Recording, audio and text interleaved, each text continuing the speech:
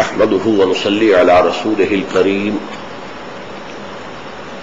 أما بعد فقد قال الله تبارك وتعالى كما ورد في سورة الصف أعوذ بالله من الشيطان الرجيم بسم الله الرحمن الرحيم سبح لله ما في السماوات وما في الأرض وهو العزيز الحكيم يا أيها الذين آمنوا لم تقولون ما لا تفعلون كبر مقتا عند الله أن تقولوا ما لا تفعلون إن الله يحب الذين يقاتلون في سبيله صفا كأنهم بنيان مرصوص وإذ قال موسى لقومه يا قوم لم تؤذونني وقد تعلمون أني رسول الله إليكم فلما زاغوا وزاغ الله قلوبهم والله لا يهدي القوم الفاسقين وإذ قال عيسى ابن مريم يا بني إسرائيل إني رسول الله إليكم مصدقا لما بين يدي من التوراة ومبشرا برسول يأتي من بعد اسمه أحمد فلما جاءهم بالبينات قالوا هذا سحر مبين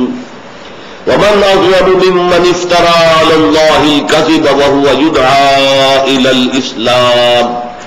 والله لا يهدي القوم الظالمين يريدون ليطفئوا نور الله بأفواههم واللہ متم نورہ ولو کرہ الکافرون صدق اللہ العظیم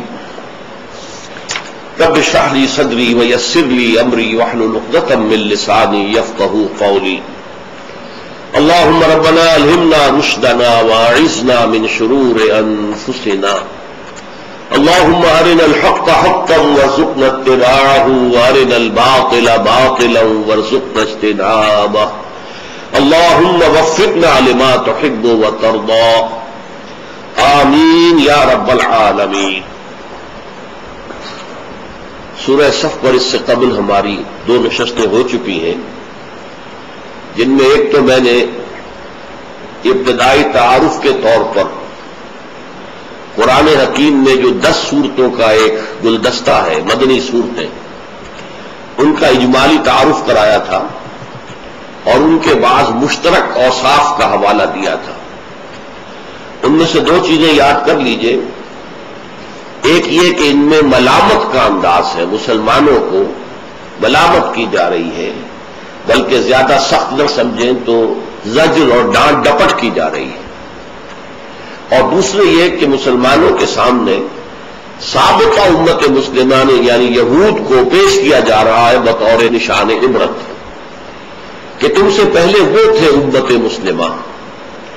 انہوں نے جب دین کے تقاضوں کو پورا نہ کیا تو وہ معزول کر دیے گئے اور تم اس مقام کے اوپر فائز کیے گئے۔ اب دیکھنا کہیں ایسا نہ ہو، اس آئینے میں اپنی تصویر دیکھ لو، کہیں ایسا نہ ہو کہ تم بھی انہی راستوں پر چلو۔ تو پہلا حصہ جو ہے اس سورہ مبارکہ کا جو 4 آیات پر مشتمل ہے، جو ہم پڑھ چکے ہیں، اس میں وہ تمہید ہے، آسمانوں اور زمین میں جو کچھ ہے اللہ کی تسبیح کر رہا ہے، اور وہ زبردست ہے، کمال حکمت والا۔ یعنی اگر تم بھی صرف تسبیح اور تحمید ہی تک رہو، اللہ اللہ سبحان اللہ الحمدللہ ہی کا اگر وظیفہ کرو، تو یہ جمادات اور نباتات بھی کر رہے ہیں، پھر تمہارا مقام کیا ہوا؟ نمبر 2 یہ کہ سب سے بڑھ کر تو یہ فرشتے کر رہے ہیں۔ تمہاری جو تخلیق ہوئی اور تمہیں جو خلافت عرضی عطا کی گئی، اس کا تو تقاضا کچھ اور ہے، ان تقاضوں کو سمجھو۔ یہ تسبیح اور یہ تحمید یہ بھی ہے، تمہیں کرنی ہے، تمہیں کرنی چاہیے، لیکن اس سے آگے بڑھ کر کوئی تقاضا ہے۔ اب اس میں ڈانٹ ڈپٹ کا انداز آ گیا، بہت ہی واضح۔ یا ایھا الذین آمنوا لم تقولون ما لا تفعلون، اہل ایمان کیوں کہتے ہو جو کرتے نہیں؟ جب تم دعویٰ کرتے ہو اللہ پر ایمان کا تو اس کے تقاضے پورے کرو۔ اللہ پر ایمان کا ایک تقاضا یہ ہے کہ اس کی تسبیح کی جائے، تحمید کی جائے، سبحان اللہ و بحمدہ، سبحان اللہ العظیم، اس کا ذکر کیا جائے، یہ بھی ہے، لیکن اللہ کا تقاضا تم سے تو اصلاً یہ ہے کہ تم اللہ کے دین کو غالب کرنے کے لیے، اللہ کے کلمے کو سربلند کرنے کے لیے سر دھڑ کی بازی لگا دو۔ اس اعتبار سے علامہ اقبال کے دو اشعار جو ہے وہ بہت اہم ہیں، جو ان پہلی 4 آیتوں کے جو اصل مفہوم ہے اس کو واضح کرتے ہیں۔ فرماتے مقام بندگی دیگر، مقام عاشقی دیگر، ز نوری سجدہ بھی خواہی، ز خاکی بے شجا خواہی، چنا خدرا نگہداری کہ بائی بے نیازی ہا، شہادت بر وجود خود ز خون دوستاں خواہی۔ کہ ایک ہے مقام بندگی، عبادت، اطاعت، تسبیح، تحمید، رکوع، سجود، یہ کچھ اور مقام ہے، اور مقام عاشقی یہ کچھ اور ہے۔ اہل ایمان سے تو اللہ کا عشق مطلوب ہے۔ سورہ بقرہ میں جو فرمایا والذین آمنوا اشد حبا للہ، عربی میں لفظ عشق زیادہ استعمال نہیں ہوتا، یہ فارسی میں آ کر یہ لفظ جو ہے زیادہ کثرت سے استعمال ہوا ہے عربی کا لفظ، لیکن یہ کہ عشق کے لفظ کے اندر ایک طرح کا منفی پہلو ہے۔ کسی کے عشق میں سوکھ جانا، کسی کے عشق میں جو ہے انسان کی وہ جو ہے جان آدھی رہ گئی ہے، وہ رنج اور غم میں گھلا جا رہا ہے، ہجر میں مرا جا رہا ہے، یہ عشق ہے۔ لیکن حب جو ہے وہ ایک پازیٹو شے ہے، محبت خدا بندی، اور محبت میں پھر سر دھڑ کی بازی لگا دینا، اپنی جان کی قربانی دینے کو تیار ہونا۔ تو قرآن کی اصل اصطلاح جو ہے وہ حب ہے۔ والذین آمنوا اشد حبا للہ، عشق کا لفظ قرآن میں نہیں آیا ہے، لیکن ہمارے ہاں فارسی شاعری جس میں پھر علامہ اقبال نے بڑا نام پیدا کیا ہے، اس میں زیادہ تر لفظ عشق آتا ہے۔ مقام بندگی دیگر، مقام عاشقی دیگر، ز نوری سجدہ می خواہی، جو نوری مخلوق ہے اللہ تو نے پیدا کی ہے، فرشتے، ان سے تو سجدہ، رکوع، تسبیح، تحمید، اطاعت، بس اس کے اوپر راضی ہے۔ ز خاکی، یہ جو خاکی انسان تو نے پیدا کیا آدم اور اس کی ذریت، ز خاکی بے شجا خواہی، اس خاکی سے تو اور زیادہ چاہتا ہے، کچھ اور تقاضے نہ تیرے۔ وہ تقاضے کیا ہے؟ چنا خدرا نگہداری، تجھے اپنی ذات کی عزت کا، عزت نفس کا اتنا لحاظ ہے کہ بائی بے نیازی ہا، کہ اگرچہ تو بے نیاز ہے، سبوح قدوس، تجھے کوئی احتیاج نہیں ہے، اپنی ذات میں کامل، لیکن اس ساری بے نیازی کے باوجود شہادت بر وجود خود ز خون دوستاں خواہی، تو اپنے عاشقوں اور محبوں کے خون سے چاہتا ہے کہ گواہی دے تیرے وجود پر، تیری توحید پر۔ یہ جان دینا، گردن کٹوانا، جس کے لیے حضور کی حدیث بارہا آپ کو سنائی، لَوَجَدْتُ أَنْ أُقْتَلَ فِي سَبِيلِ اللَّهِ ثُمَّ أُحْيَا ثُمَّ أُقْتَلَ ثُمَّ أُحْيَا ثُمَّ أُقْتَلَ، میری بڑی خواہش ہے میں اللہ کی راہ میں قتل کیا جاؤں، پھر زندہ کیا جاؤں، پھر قتل کیا جاؤں، پھر زندہ کیا جاؤں، پھر قتل کیا جاؤں۔ یہ ہے اصل میں مقام محبت، حب، والذین آمنوا اشد حبا للہ۔ تو فرمایا لم تقولون ما لا تفعلون، کبر مقتا عند اللہ ان تقولوا ما لا تفعلون۔ اللہ کے نزدیک اس کی بیزاری کو بڑھا دینے والی ہے یہ شے کہ تم کہو جو کرتے نہیں ہو۔ زبان سے دعوے ہیں عشق رسول کے، اللہ سے محبت کے، اللہ کی وفاداری کے، ناطے ہیں تو زمین و آسمان کے قلابے ملائے جا رہے ہیں، لیکن نہ رسول کا اتباع ہے، نہ اللہ کے لیے، اس کے دین کے لیے تن من دھن لگانے کا جو ہے جذبہ موجود ہے۔ اس کے بعد آخری بات بتا دی، ہم سے محبت ہے،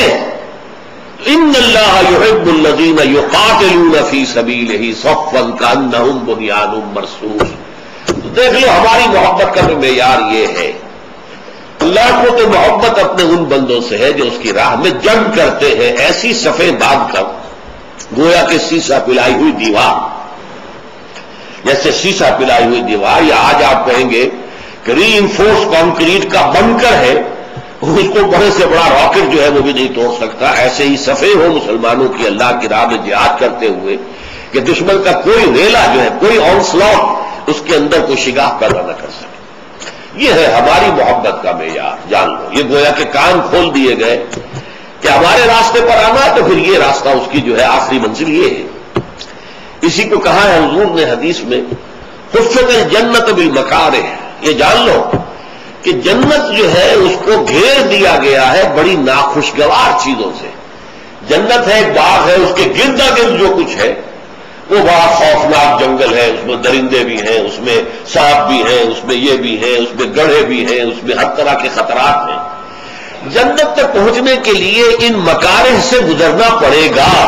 وَلَنَبْلُوَنَّكُمْ بِشَيْءٍ مِّنَ الْخَوْفِ وَالْجُوعِ وَنَقْصٍ مِّنَ الْأَمْوَالِ وَالْأَنفُسِ وَالثَّمَرَاتِ۔ تو جنت جو ہے وہ ٹھنڈے ٹھنڈے اور بڑے نرم بستروں پر سو کر جنت حاصل نہیں ہوتی۔ جنت کے لیے مکارہ وہ شے کہ جو بہت گراں گزرے انسان پر، جنت گھیرے ہوئے ہے، اس میں سے گزرو گے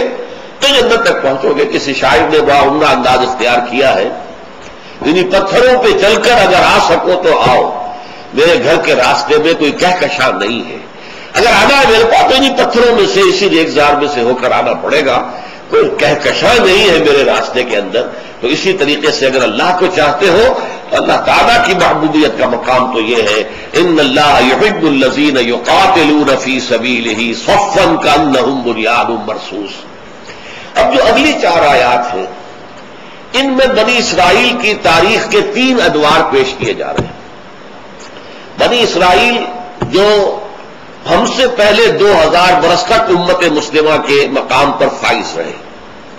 جن کے بارے میں صرف سورہ بقرہ میں 2 مرتبہ، اور بھی 2 جگہ پر آیا ہے ذرا مختلف الفاظ میں، لیکن سورہ بقرہ میں تو ایگزیکٹلی انہی الفاظ میں آیا، یا بنی اسرائیل اذکروا نعمتی التی انعمت علیکم وانی فضلتکم علی العالمین۔ اے بنی اسرائیل ذرا میرے انعامات و احسانات و اکرام کو جو میں نے تمہارا کیا یاد کرو، میں نے تمہیں تمام جہان والوں پر فضیلت دی۔ جس قوم کا یہ حال ہو، جس امت کے بارے میں قرآن یہ کہہ رہا ہے، یہ کوئی توراۃ کی آیت نہیں ہے، یہ کوئی تالمود کا جملہ نہیں ہے، قرآن ہے۔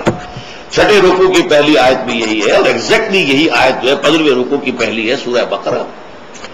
لیکن یہ کہ ایک بات نوٹ کر لیجئے، یہ اس سے پہلے کبھی میں نے نہیں کہی ہے، آج کہہ رہا ہوں۔ اصل میں حضرت موسیٰ علیہ السلام کا جو مشن تھا، اس میں جہاں دعوت توحید اور اللہ کے دین کی دعوت کا عنصر شامل تھا، یقیناً اس کے بغیر تو کوئی رسول ہو ہی نہیں سکتا، لیکن اس کے اندر ایک بہت نمایاں پہلو ایک قومی جذبہ تھا، ایک قوم کو ظلم سے نجات دلانا۔ بنی اسرائیل ایک قوم تھے، حضرت یعقوب علیہ السلام کے 12 بیٹوں سے 12 قبیلے، اور کچھ عرصہ مصر میں وہ بڑے شان کے ساتھ رہے، ٹھاٹھ کے ساتھ رہے، ان پر جو بادشاہ وقت تھا ان کی بڑی جو ہے وہ مہربانیاں تھی، کرم فرمائیاں تھی۔ کیا وجہ کیا ہے یہ ایک علیحدہ مسئلہ ہے، کیوں تھا وہ میں اس وقت ڈسکس نہیں کر سکتا۔ تو حضرت موسیٰ علیہ السلام گویا کہ دوہری بعثت کے ساتھ آئے، آل فرعون کو وہ رسول بن کر آئے کہ مانو مجھے اور میری اطاعت کرو، فَلْيَعْبُدُوا اللَّهَ وَأَطِیعُونِ، اور بنی اسرائیل کے لیے وہ نجات دہندہ بن کر آئے کہ انہیں فرعونیوں کے، آل فرعون کے مظالم سے اور سختیوں سے اور پرسیکیوشن سے اور ٹارچر سے نجات دلائے۔ اب جہاں قومی معاملہ ہوتا ہے وہاں ظاہر بات ہے کہ ذاتی تربیت، اخلاقی تربیت کا اتنا موقع نہیں ہوتا، وہ تو قوم کو بچانا ہے۔ قوم میں اچھے بھی ہیں، برے بھی ہیں، نیک بھی ہیں، بد بھی ہیں، شریر بھی ہیں، شریف بھی ہیں۔ اس اعتبار سے حضرت موسیٰ علیہ السلام کی جو قوم تھی، اگرچہ اللہ تعالیٰ نے 9 معجزات دکھائے آل فرعون کو، اور پھر ایک معجزے کے ذریعے سے ہی اس قوم کو نجات دی، لیکن یہ قوم تھی، اس قوم میں ایسے بھی تھے جو حضرت موسیٰ پر واقعی صدق کے دل سے ایمان رکھتے تھے، جیسے یوشع ابن نون، جوشوا جس کو کہتے ہیں بائبل میں، کالب ابن یفنہ۔ لیکن ایسے بھی تھے جو ڈھل مل تھے، کچھ مانتے تھے کچھ نہیں مانتے تھے، اور ایسے بھی تھے جو صرف اسرائیلی ہونے کی وجہ سے شامل تھے، ورنہ انہیں حضرت موسیٰ علیہ السلام کے اوپر کوئی ایمان، کوئی یقین نہیں تھا۔ چنانچہ یہ الفاظ آئے ہیں قرآن مجید میں کہ ما آمن بموسیٰ الا ذریۃ من قومہ، صرف کچھ لوگ نوجوان تھے جو ان کی قوم میں سے ان پر حقیقت ایمان لائے تھے، ورنہ اکثر و بیشتر لوگ جو ہے وہ ایک قومی جذبے کے ساتھ تھے کہ ہمیں قوم سے، جو ظالم قوم ہے، نجات دلانے کے لیے یہ آیا تو ہم بھی ساتھ ہیں۔ لیکن ان کا کہیں بھی جو معاملہ بحیثیت قوم، بحیثیت مجموعی، وہ وفاداری کا نہیں تھا حضرت موسیٰ علیہ السلام کے ساتھ۔ لہذا دیکھیے اب ان کا کیا رویہ رہا عین حضرت موسیٰ علیہ السلام کے ساتھ، جن کے ذریعے سے اللہ تعالیٰ نے انہیں نجات دی، جن کے ذریعے سے آل فرعون کی سے انہیں آزاد کرایا، انہیں لے کر مصر سے نکل آئے ہیں سینائی پیننسولا میں۔ لیکن جب وہ دین کا وہ تقاضا آیا کہ اب جان ہتھیلی پر رکھ کر نکلو میدان میں، قتال کرو، اب جنگ کرو، جیسے کہ ہجرت کے بعد مدینے میں وہ مرحلہ آ گیا محمد الرسول اللہ صلی اللہ علیہ وسلم کے ساتھیوں کے ساتھ، ایسے ہی حضرت موسیٰ ہجرت کر کے اپنی قوم کو لے کر سینائی پینسولا میں آ گئے، اور وہاں سے آگے اب جانا تھا ارض مقدس، وہی جو حضرت ابراہیم علیہ السلام کا مسکن تھا، حضرت اسحاق کا مسکن تھا، انبیاء کرام کا مسکن تھا، لہذا جس کو ارض مقدس کہا گیا ہے۔ آج جو آپ کو معلوم ہے دنیا کے اندر جو عالمی ٹکراؤ ہونے والا ہے وہ اسی ارض مقدس کے لیے ہونے والا ہے۔ یہودی چاہتے ہیں کہ اس پورے ارض مقدس پر ان کا غلبہ ہو، عیسائی چاہتے ہیں کہ ان کا غلبہ ہو، اور مسلمان جو کہ یوں سمجھیے 1400 برس سے اس ارض مقدس کے اوپر ان کا قبضہ ہے، ان کی حکومت ہے، ان کا تسلط ہے، اب ان کو جو ہے گویا کہ مجبور کیا جا رہا ہے کہ وہ اس سے دستبردار ہو جائیں۔ یہ جو ایک تصادم آنے والا ہے بہت عظیم تصادم کی شکل اختیار کرنے والا ہے، میرا اس وقت یہ موضوع نہیں ہے۔ تو اس وقت جو کچھ میں کہنا چاہ رہا ہوں کہ جب وہ مرحلہ آیا بنی اسرائیل کی تاریخ میں کہ اب جان ہتھیلی پر رکھو میدان جنگ میں آؤ، تو کوڑا جواب دے دیا، فَاصْبِرْ أَنْتَ وَرَبُّكَ فَقَاتِلَا إِنَّا هَاهُنَا قَاعِدُونَ، جاؤ موسیٰ تم اور تمہارا رب جاؤ اور جنگ کرو، ہم تو یہیں بیٹھے ہیں۔ اے موسیٰ تم کہہ رہے ہو کہ فلسطین میں داخل ہو جائیں ہم، وہاں تو بڑی طاقتور قوم ہے، فیہا قوم جبارون، ہم ان سے مقابلے کی سکت نہیں رکھتے، تم جاؤ اپنی لاٹھی لے جاؤ، لٹھیا یہ جو ہے اس نے بڑے بڑے مار کے سر کیے ہیں، اس لٹھیا نے، اس عصا نے سمندر پھاڑ دیا اس نے، اور چٹان میں سے 12 چشمے نکال دیے اس نے، تو اس کو لے جاؤ اس کو اپنے ساتھ اور جا کر جنگ کرو اور نکال دو ان کو وہاں سے، جب وہ وہاں سے نکل جائیں گے تو ہم داخل ہوں۔ اس پر جو حضرت موسیٰ علیہ السلام پر یہ سورہ مائدہ کے اندر بیان ہوئی ہے پوری تفصیل، جو رنج اور غم کا جو حملہ ہوا ہے اس کا اندازہ اس سے کیجئے کہ جس قوم سے اتنی محبت تھی کہ ایک قبطی اور ایک اسرائیلی کا جھگڑا ہو رہا تھا، اور حضرت موسیٰ علیہ السلام نے اس قبطی کے ایک مکہ رشید کیا اور اس کی جان نکال دی، اتنی محبت اس قوم کے ساتھ، اور پوری زندگی کھپا دی، اور فرعون کے ساتھ مسلسل کشاکش اور مسلسل جو ہے مقابلہ رہا، اور اس کے بعد وہاں سے لے کر نکلے ہیں، لیکن اسی قوم کے بارے میں پھر جو ہے ایک طرح کی بیزاری تاری ہوئی، بیزاری مقت کا لفظ جو میں نے پچھلی مرتبہ واضح کیا تھا، کبرا مقتا عند اللہ، ایک غصہ ہوتا ہے کہ غصے سے آگے جا کر بیزاری ہو جاتی ہے، ایک غصے میں تو آدمی جو ہے کسی کے اوپر جو ہے غصہ اتارتا ہے، بات کرتا ہے، برا بھلا کہتا ہے، بیزاری میں اس کو دیکھنا بھی نہیں چاہتا، اس سے کلام بھی نہیں کرنا چاہتا، وہ بیزاری حضرت موسیٰ پر طاری ہوئی، چنانچہ انہوں نے اللہ تعالیٰ سے دعا کی، پروردگار میری یہ قوم جو ہے انکار کر رہی ہے جہاد اور قتال سے، فَافْرُقْ بَيْنَنَا وَبَيْنَ الْقَوْمِ الْفَاسِقِينَ، تو اب ہمارے اور ان فاسق لوگوں کے مابین ہمارے کون ہیں؟ ایک حضرت موسیٰ، ایک حضرت ہارون، اور 2 عورتیں بنی اسرائیل میں سے، 6 لاکھ میں سے صرف 2 نکلے تھے، یوشع ابن نون اور کالف ابن یمنہ، کہ جو جنگ کے لیے تیار تھے، باقی 6 لاکھ کے 6 لاکھ جو ہے کوڑا جواب دے کر بیٹھے، اِنَّا ہَاؤْنَا قَاعِدُونَ، تو فَافْرُقْ بَيْنَنَا وَبَيْنَ الْقَوْمِ الْفَاسِقِينَ، تو اللہ اب تفرقہ کر دے، علیحدگی کر دے، میں اب ان ناہنجاروں کے ساتھ رہنا نہیں چاہتا، اس کا تذکرہ یہاں ہو رہا ہے۔ وَإِذْ قَالَ مُوسَىٰ لِقَوْمِهِ، یاد کرو جب کہ کہا تھا موسیٰ نے اپنی قوم سے، یا قوم، اے میری قوم کے لوگوں، لِمَ تُؤْذُونَنِی، کیوں مجھے اذیت پہنچا رہے ہو، کیوں مجھے کوف پہنچا رہے ہو، کیوں مجھے تکلیف دے رہے ہو، وَقَدْ تَعْلَمُونَ أَنِّي رَسُولُ اللَّهِ إِلَيْكُمْ، حالانکہ تم جان چکے ہو، جانتے ہو اچھی طرح کہ میں اللہ کا رسول ہوں تمہاری طرف۔ فَلَمَّا زَاغُوا، تو جب وہ ٹیڑھے ہو گئے، أَزَاغَ اللَّهُ قُلُوبَهُمْ، اللہ نے ان کے دلوں کو بھی ٹیڑھا کر دیا، وَاللَّهُ لَا يَهْدِي الْقَوْمَ الْفَاسِقِينَ، اور اللہ ایسے فاسقوں کو، ناہنجاروں کو، ایسے اللہ تعالیٰ کے نافرمانوں کو اللہ زبردستی ہدایت نہیں دیتا۔ یہاں ذرا ایک نقطہ تفسیر کے اعتبار سے ہے، حضرت موسیٰ علیہ السلام کو ذاتی بھی ایذا پہنچائی گئی، جیسے حضور کو پہنچائی گئی۔ حضور کی اہلیہ حضرت عائشہ صدیقہ رضی اللہ تعالی عنہا پر تہمت لگائی گئی کہ نہیں، اور جس کرب میں حضور کا وہ وقت گزرا ہے جب تک کہ سورہ نور کی آیات نہیں آ گئی، جس سے کہ برات حضرت عائشہ کی ثابت ہو گئی، اس وقت تک جس شدید کرب کے اندر آپ مبتلا رہے اس کا آپ اندازہ کیجیے۔ اسی طرح اس قوم نے، ایک تو یہ ہے کہ انہوں نے اللہ کی راہ میں جہاد و قتال سے انکار کیا، لیکن حضرت موسیٰ علیہ السلام سے جھگڑتے رہتے تھے، بار بار آتے تھے، اے موسیٰ تم نے ہمیں بروا دیا، اس بیابان میں لا کر ہمیں مارا ہے، یہاں پر نہ کھانے کو کچھ ہے نہ پینے کو کچھ ہے، اچھا لاؤ پانی ہمیں پلاؤ، تو اللہ کے رسول ہو تو لاؤ پانی۔ اللہ کے حکم سے ایک چٹان کے اوپر ضرب لگائی گئی، 12 چشمے پھوٹ گئے۔ قد علم کل اناس مشربہم، 12 قبیلے تھے، 12 چشمے پھوٹ گئے۔ اس طریقے سے ہمارے پاس کھانے کو کچھ نہیں ہے، اس بیابان کے اندر نہ کوئی پیدا ہوتا ہے، نہ کوئی پھل ہے، نہ کوئی باغات ہے، کہاں لا کے ہمیں مارا تم نے؟ تو وہاں یہ کہ اللہ تعالیٰ کے فضل و کرم سے من و سلوہ نازل کر دیا گیا۔ یہ سب کچھ ہو رہا ہے، حضرت موسیٰ کو ایذا دی جا رہی ہے۔ ایک واقعہ بھی بیان ہوتا ہے کہ حضرت موسیٰ بہت شرمیلے تھے۔ عام طور پر جیسے آج بھی یورپ میں ہے، نہاتے ہوئے کوئی پردہ وردہ نہیں کرتے، عام طور آرمی بیرکس کے اندر بھی بس وہ کھلے ہوئے کھانچے بنے ہوتے، آگے کوئی پردہ نہیں ہوتا، ننگے نہا رہے ہوتے، بلکہ ایک دوسرے کے سامنے نہا رہے، کوئی پرواہ نہیں ہوتی۔ اسی طرح کا معاملہ سابق میں بھی رہا ہے۔ لیکن حضرت موسیٰ علیہ السلام بہت ہی حیا والے تھے اور کہیں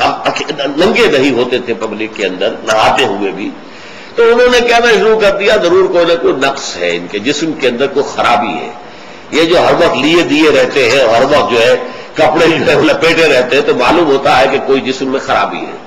کوئی جسمانی جو ہے ان کے اندر نقص ہے، عیب۔ اس کی ایک شکل اللہ تعالیٰ نے پیدا کی۔ اب وہ لمبی بات ہے کیسے پیدا کی کہ جس سے وہ بات صرف یہ حضرت، چونکہ یہ بخاری کی روایت ہے کہ حضرت موسیٰ علیہ السلام ایک روز کسی نہر یا دریا کے کنارے پر کپڑے کسی چٹان کی اوٹ میں ہو کر نہا رہے تھے، کپڑے اتار کے انہوں نے اپنی چٹان پر رکھ دیا، آس پاس کو دیکھنے والا تھا نہیں، اس وقت وہ پورے اڑیا ہو کر نہانے لگے۔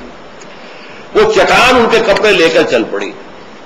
اب یہ حضرت موسیٰ علیہ السلام یا حجر صوبی یا حجر صوبی، کیا کہاں جا رہا ہے پتھر، میرے کپڑے تجھ پر ہیں، یہ کہتے ہوئے اس کے پیچھے دوڑے۔ تو لوگوں نے دیکھ لیا کہ یہ تو بالکل صحیح سالم انسان ہے، ان کے اندر کہیں کوئی نقص نہیں ہے، کوئی عیب نہیں ہے۔ تو یہ آیت ہے کہ جو سورہ احزاب میں آئی ہے، یا ایھا الذین آمنوا لا تکونوا کالذین آذوا موسیٰ فبرأہ اللہ مما قالوا وکان عند اللہ وجیہا۔ اے اہل ایمان، تم اور ان لوگوں کے مانند نہ بن جانا